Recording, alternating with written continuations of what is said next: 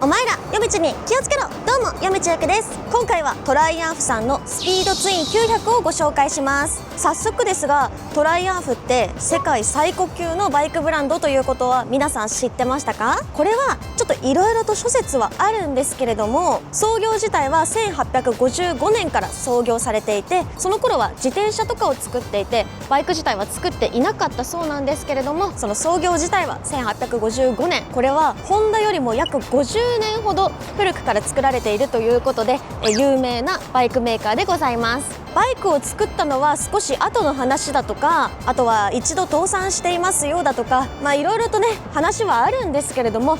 細けいことは置いといて、一般的にはこのトライアンフさんが世界最古のバイクメーカーと言われております。トライアンフさんといえばミッションインポッシブルでトム・クルーズがこのバイクに乗ってバイクチェイスをしていたりだとか、あとは第一次世界大戦第二次世界大戦中のイギリスの軍用のバイクとしても採用されていたりですとか、なんというか男のロマンが詰まったバイク、それがトライアンフなんじゃないでしょうか。私もミッションインポッシブルめちゃくちゃ好きでして、トム・クルーズのバイクチェイスするシーンもうすごく印象的で、もう結構これはね皆さん好きな方もいらっしゃるんじゃないでしょうか。トム・クルーズ軍用バイク世界最古、もうなんかどれをとっても男のロマンが詰まったワードばっかりですよね。そんな男のロマンが詰まったトライアンフのバイクなんですけれども、乗り手も超紳士なんですよ。夜道は以前トライアンフがスポンサーをしているジェントルマンズライドというイベントに参加させていただいたことがあるんですが、その時はねもうたくさんのトライアンフのバイクが集まってみんなでツーリングするよっていうイベントなんですけれども、もう乗り手も超紳士で、なんていうかもう普通のバイクイベントだったらうわー夜道さんって感じなんですけど、トライアンフ乗りは夜道さんね知ってるよ、低音ボイスみたいな感じで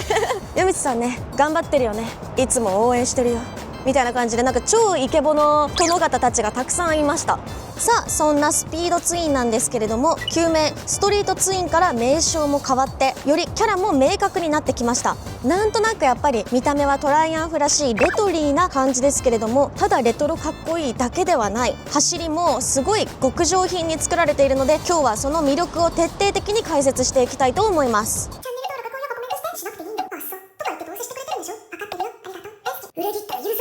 まずはこのデザイン、クラシックなのにどこか洗練された雰囲気があります。このタンクデザイン、乗り手から見てとってもかっこいいカラーデザインだし、形も特徴的でなんとも個性的ですが、この上から見ても分かる通り、ここのニーグリップの部分が絞り込まれるデザインになっていて、もともと足つき性はいいんですが、このニーグリップ感でより安定するし、シートの幅も少し薄く感じるというか、足つきがかなり良くなる感じがあって、この絞り込みが、なんとも乗り手にも優しいしかっこいいデザインになっています。そしてこのマフラーがめちゃくちゃかっこいいですよね。やっぱりレトリーな感じでもありながら、なんかこうやんちゃっぽくてかっこいいこの直感マフラーのようなマフラーなんですけれども、見た目は直感でも、性能はちゃんとユーロ5規制の通る、マフラーを使っているということで、こちら全然最新のめちゃくちゃ排ガス規制にも対応してるマフラーなので、地球にも優しい、乗り手にも優しい、そして乗り手にはすごくかっこいいこのやんちゃそうなマフラーっていうことで、見た目もいいし性能もいいし新旧いいとこ取りな、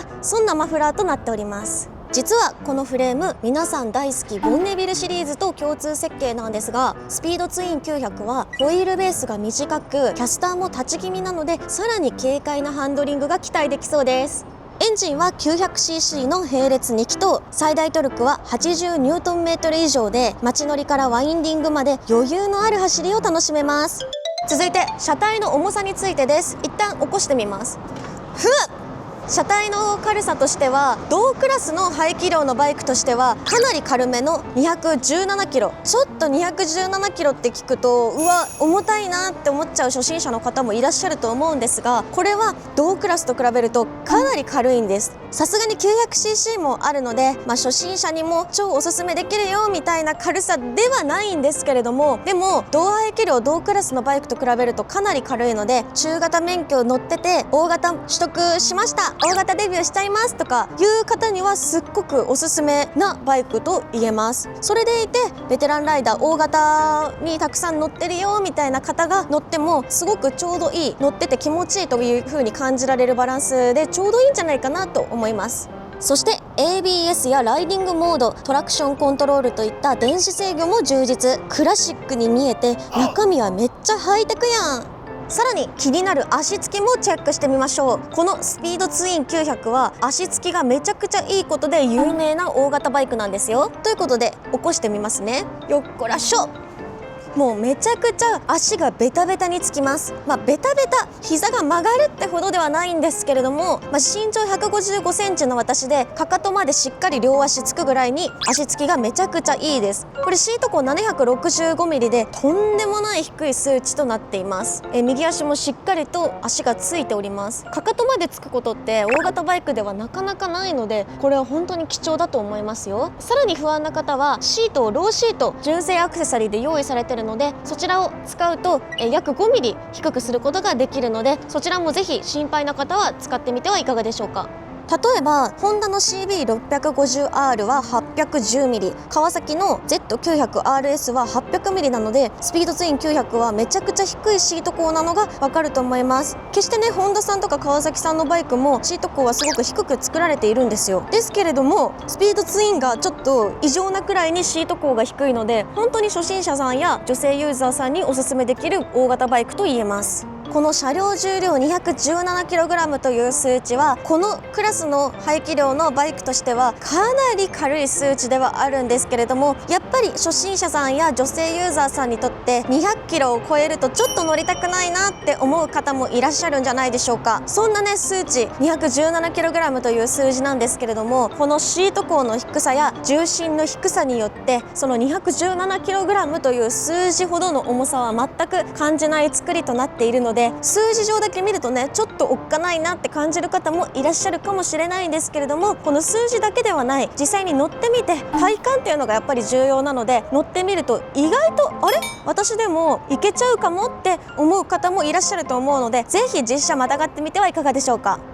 このフロントライトは丸い形でとってもレトロで可愛いんですけれども、しっかり LED を使われていて夜間の視認性も抜群でいいですよね。レトロと最新のいいとこ取り。タイヤはミシュランさんのいいタイヤを履いております。こちらミシュランさんのクラシックというタイヤなんですけれども、トライアンフのバイクと相性抜群。それではイーサンハントになった気分で実際に乗っていきましょう。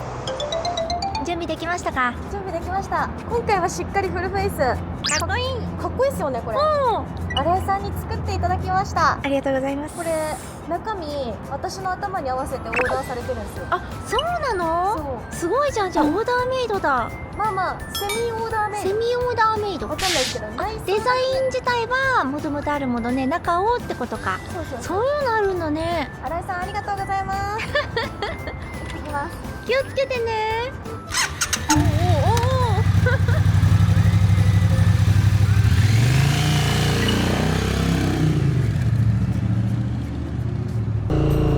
いい音。気持ちいい。何この音。これ本当に純正カスタムマフラーの音じゃん。これすっごいいい音する。低音がめちゃくちゃ気持ちいいです。なんかこれもうね低音好きの人にはたまらないトライアンフサウンドなんじゃないですか。ちょっと迷惑にならないレベルに少しだけちょっと音出してみますね。わかります？これちょっとひねっただけでこのもう重厚感ある音ですよ。やるじゃないか。あとびっくりなのが今全然 900cc のバイクに乗ってるような感覚がないです。これ本当にジャパンさんから借りてるから褒めてるとかじゃなくって、これマジで 900cc の扱いやすさでは絶対にない。これ下手な中型バイクより全然扱いやすいよ。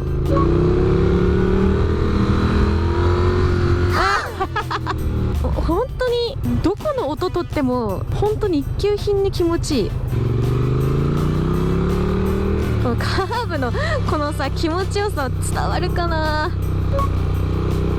体の重みで勝手に曲がっていく感じがすごいです。もう私じゃないのよこれ運転してるの。もうこの子なんよ。元気すぎるこの子。軽快に走るってよりかはなんて言うんだろうな、軽快にというよりかはまるでこのスピードツインに意志があるかのような走りです。出したいって思った時にその想像を超える気持ちよさを発揮してくれる。こんな音出したい、こんな音で走りたいって思った時のそのまた一つ上の音を提供してくれるみたいな。で低速時にやっぱりこう初心者さんってこう大型バイクって不安定じゃないですか。低速運転ってやっぱりこう一番皆さん怖いと思うんですよ。大型バイクの一本橋の教習とかってすっごく恐ろしかったと思うんですけど、ですごいね、下重心だから低速時本当に一本橋みたいな状況に置かれても全然ぐらつかないと思う。乗っててすごくわかる。本当に217キロの重さが本当に下に作られてるなっていう感じだから、どっしりと地面に構えてくれるので、むしろこの重さっていうのがこの取り回しのしやすさ、乗りやすさにつながってるから、このなんかもうすごい、ごめんなさいね語彙力なくて。まあ実はヨメちゃんね、トライアンフさんとは結構お付き合いがあるんですのよ。それこそね、過去の動画で何年か前にトライアンフさんの試乗動画を出させていただいたこともありますし、あとはモーターサイクルショーでもね、トライアンフさんのステージに出演させていただいたり、トライアンフさんのイベントにも参加しましたしね。でね、服装とかもみんなトライアンフ乗りってねこだわるんだよね。これさ、結構バイク乗りだったらわかるんじゃない？トライアンフ乗り服装めっちゃ気使うこれあるあるです。トライアンフ乗り服装めちゃくちゃ厳しい。いつもいい服着てますね。やっぱりさ、トライアンフ乗る人っていうのはミッションインポッシブル2とか見て憧れた人もいるのかな。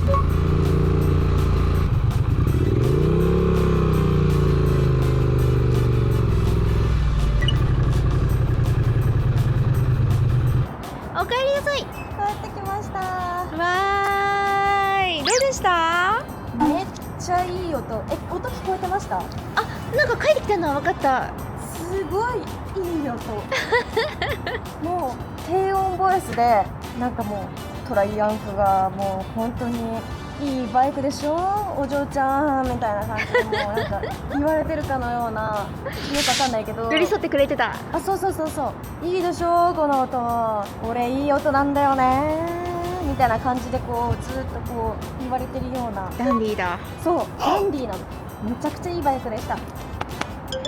ということで今回はトライアンフ様のスピードツイン900をご紹介していきました。皆さんいかがでしたでしょうか？見た目だけじゃないこのバイク、おしゃれでいい音をして乗り手に優しくって、なんていうか人間だったらもうこれ結婚してるレベルだよね。人間に例えるんだったら年上の紳士な男性って感じかな？知らんけど。ということで気になった方はぜひ実車ご覧になってはいかがでしょうか。今回車両をお借りしたのはトライアンフモーターサイクルズジャパン様です。本当にありがとうございます。すっごく優しい乗り味なのでぜひ気になったら試乗してみてはいかがでしょうか。ということでチャンネル登録と高評価とコメントお忘れずに。お前ら早く寝ろよ。夜道ゆきでした。またねー。